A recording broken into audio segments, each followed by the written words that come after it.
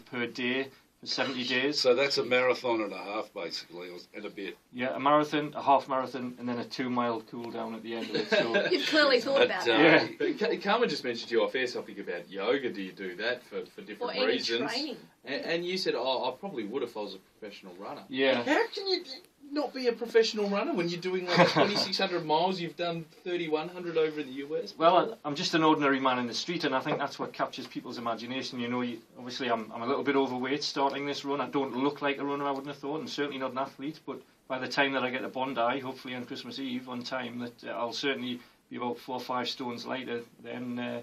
So I think, as I say, that captures people's imagination, and they buy into the fact that I'm not an athlete, and they can relate to that, and hopefully it inspires other people in the future to do similar things. So not necessarily run across Australia, but bigger events.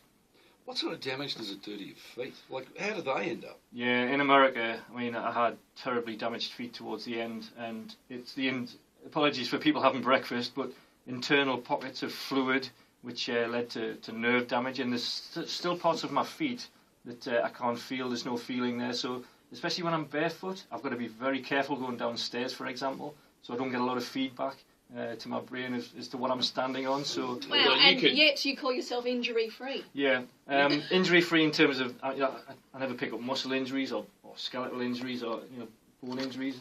You could quite seriously dominate the firewalking over in Hawaii.